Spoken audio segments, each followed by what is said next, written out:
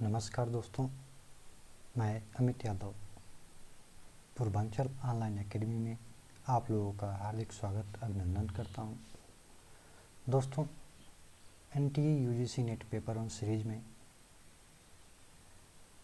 Unit 2 research aptitude के अंदर आज का लेक्चर है, एक छोटा सा लेक्चर है, स्टेप्स ऑफ द रिसर्च। आज के इस लेक्चर में हम डिस्कस करेंगे रिसर्च के कितने स्टेप्स होते हैं। दोस्तों, एक छोटा सा रिक्वेस्ट भी है, प्लीज़ पूर्वांचल ऑनलाइन एकेडमी को लाइक करें, सब्सक्राइब करें और अपने दोस्तों के साथ शेयर करना ना भूलें।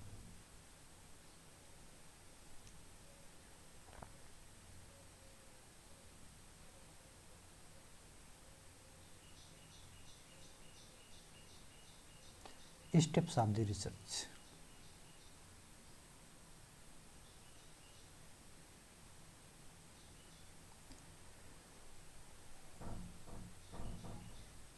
किसी भी टॉपिक पर रिसर्च करने के लिए कुछ स्टेप्स की ज़रूरत पड़ती है।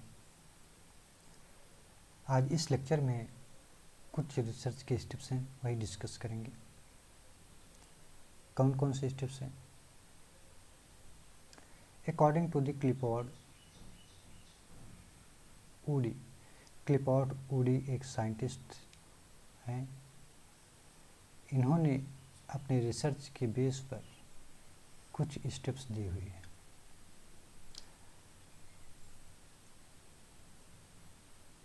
इनके 5 स्टेप्स हैं। फर्स्ट है defining and redefining the problems. जो आपकी रिसर्च प्रॉब्लम है उसको डिफाइन करना या रीडिफाइन करना। प्रॉब्लम्स के अलावा आप क्वेश्चंस कर सकते हैं। जो आपका क्वेश्चंस है, जिसका आप रिसर्च करके आंसर्स सर्च कर रहे हैं, उसको डिफाइन करना, रीडिफाइन करना, पुनः डिफाइन कर। अगर जो आपने प्रॉब्लम सेट किया हुआ है उसमें कुछ प्रॉब्लम्स हो रही, मिस्टेक्स हो रही है, तो आपको रीडिफाइन करना पड़ेगा। नेक्स्ट स्टेप है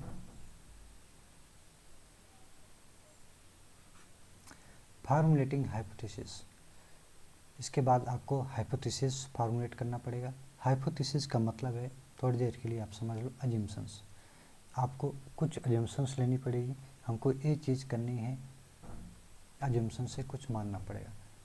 तीसरा स्टेप है collecting, organizing and evaluating data.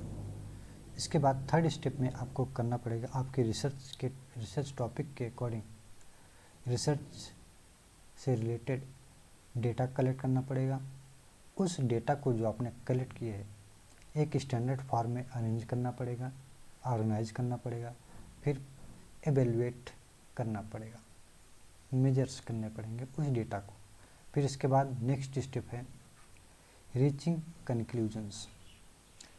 जो आपने डेटा कलेक्ट किया है, अरेंज किया है, एवेल्युएट किया है, उस डेटा से आपको कंक्लूजन तक पहुंचना है।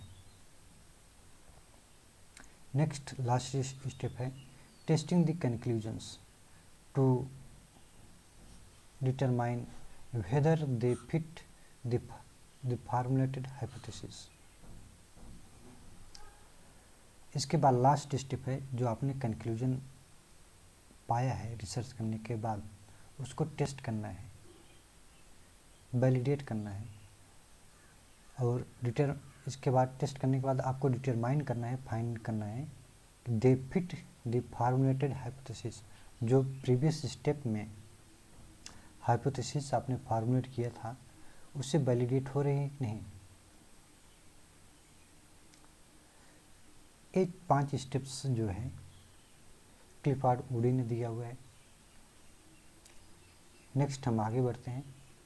अकॉर्डिंग टू दी क्रेसवेल, एक साइंटिस्ट और हैं जिन्होंने कुछ स्टेप्स दी हुई है रिसर्च के लिए। साइंटिस्ट का नाम है क्रेसवेल। अकॉर्डिंग टू दी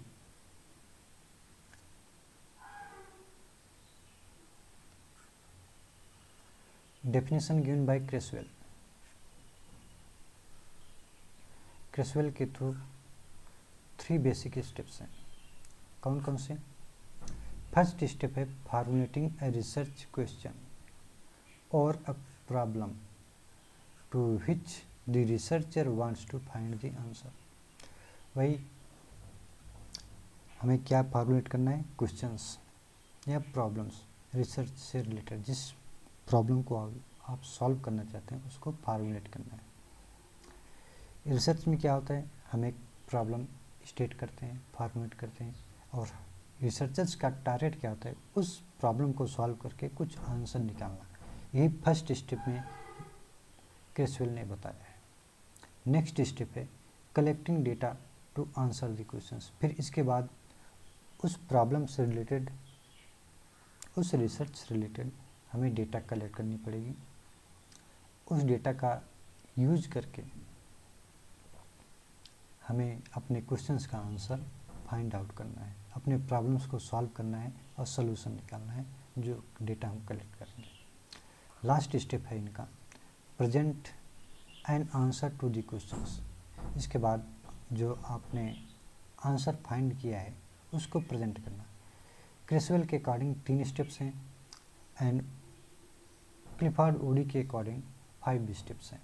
कभी कभी यहाँ से भी क्वेश्चंस बन सकता है। फॉर मोर लेक्चर्स दोस्तों आप हमारे यूट्यूब चैनल पर देख सकते हैं रेफरेंसेज। अगर आपको कुछ डिटेल में स्टडी करनी है तो आप इनमें से कोई एक बुक या तीनों बुक रेफर कर सकते हैं। थैंक यू दोस्तों, आज के लिए बस इतना ही।